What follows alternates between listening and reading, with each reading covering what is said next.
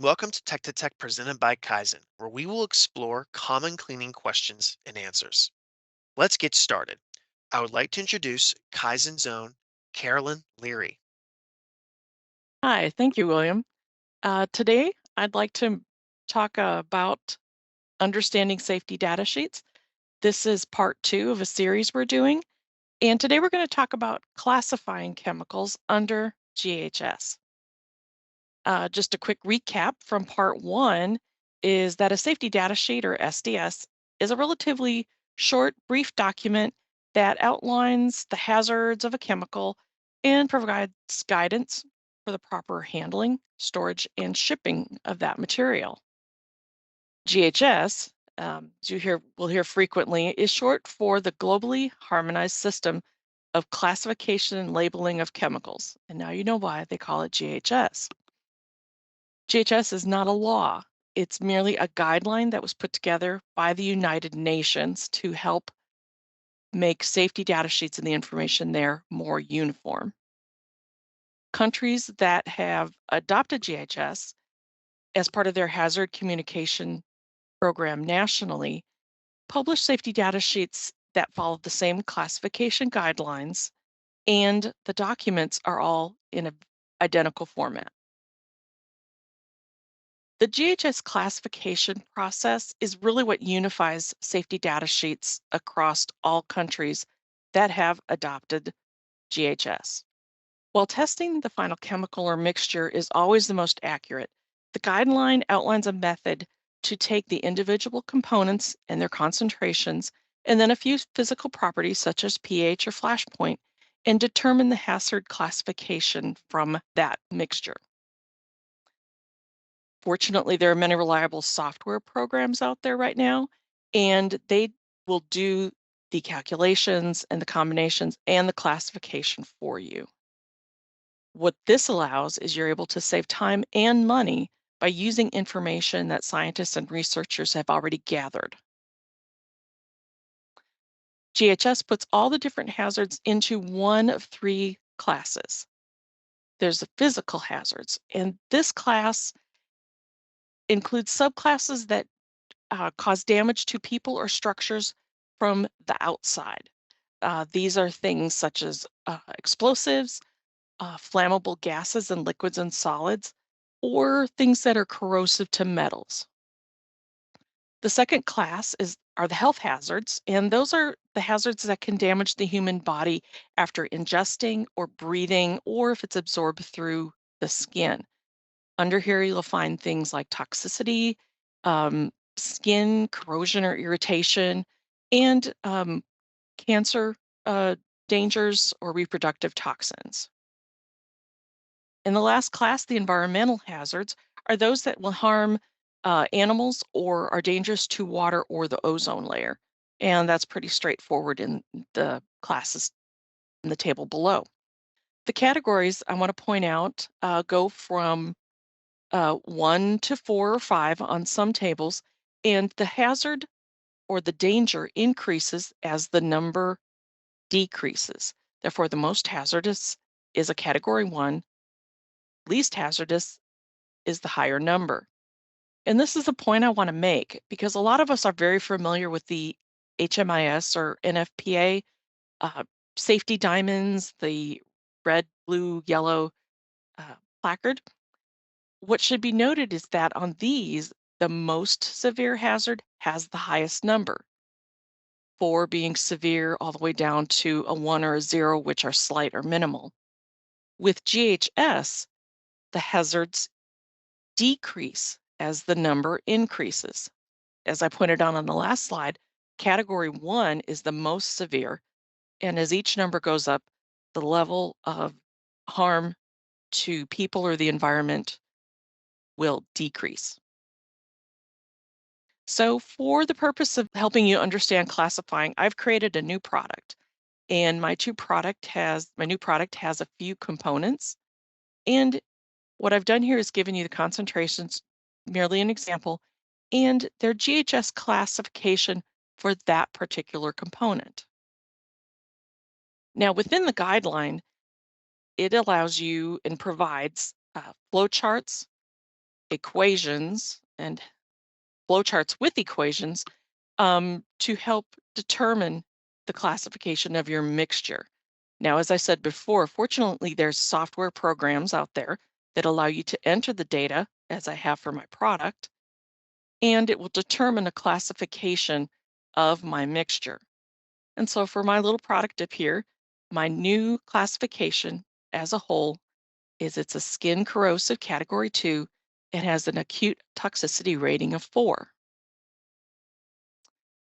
Now, once the class has been determined and the subcategories, there's tables and again within software programs that define what and how this stat information should appear on a safety data sheet. For our product, the skin corrosive section should have the pictogram of an exclamation point and a signal word, and then there are precautionary and hazard statements that will be required to be displayed. And we'll go over each of these here in just a second. Signal words, it's just as it sounds, it's a single word that describes a relative level of hazard.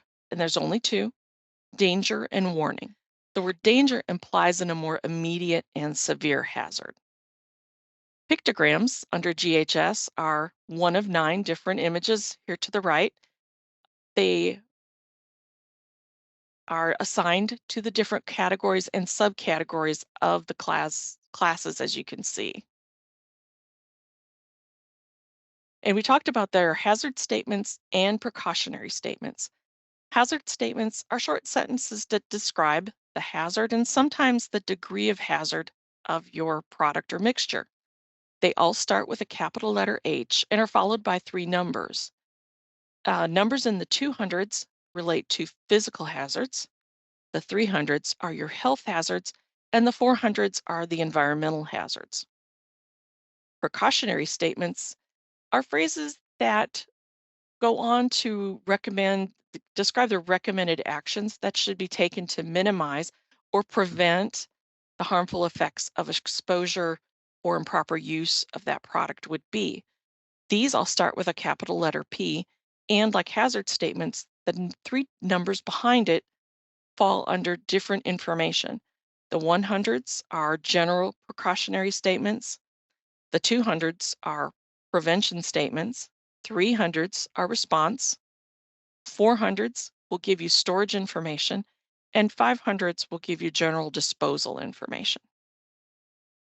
So now looking back on our new product that I put together for this demonstration, with this classification, using the GHS guidelines, my label and safety data sheet should have a pictogram with the exclamation point, the single word warning, not as severe and doesn't require the word danger, but we still need the signal word. There are a couple hazard statements that talk about the dangers of the product, and then the precautionary statements of things to do and be aware of as I use, store, and dispose of the product. I'd like to point out, though, that even though my product had 4 components of varying concentrations, GHS looks at the most severe information that you provide. They're the most severe component of your product. Here's another example product where 99% of my product is not hazardous, has no hazards under GHS.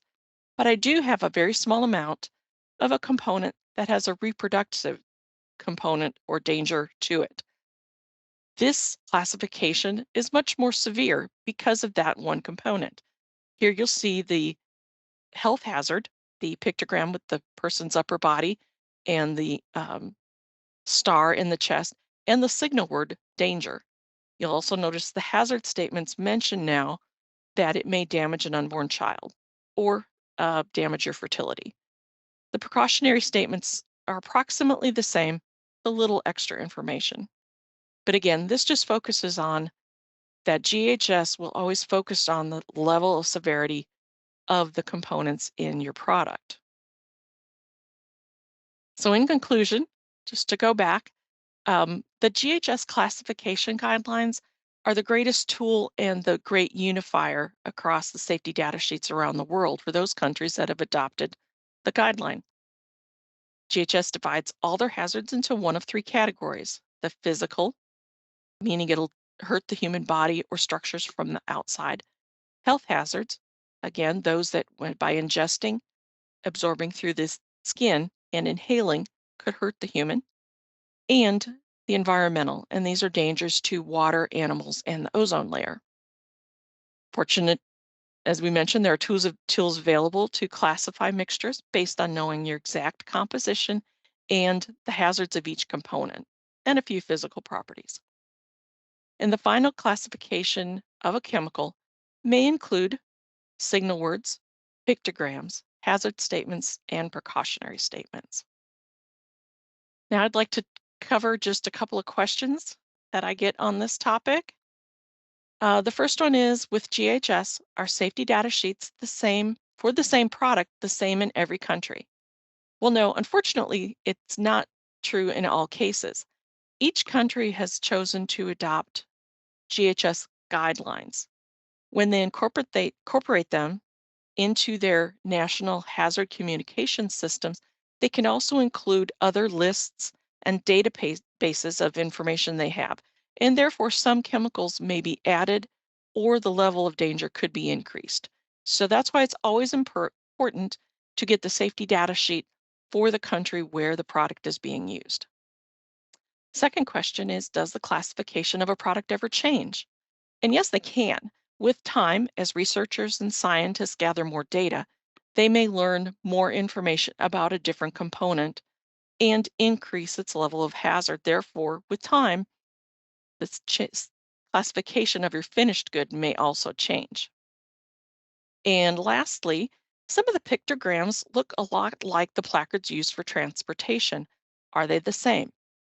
Well, they're not, they don't convey the exact same information. I believe that it was done intentionally because we're familiar with the transportation placards used on trucks and packaging, but GHS only looks at chemicals, whereas transportation also worries about articles, things like batteries or airbags, for example. So while they are similar, they don't always have the same, they won't always appear on the same product. Some products may have a pictogram, but not be require placarding for transportation. Well, thank you for your time, and I'd like to turn it back to William, my host. Thanks, Carolyn. And thank you guys for tuning into this Tech to Tech session. If you'd like to discuss this topic further or have any questions not answered in the session, please contact your local Kaizen regional manager or send an email to tech@kaizen.com, and we will have someone follow up with you as soon as possible.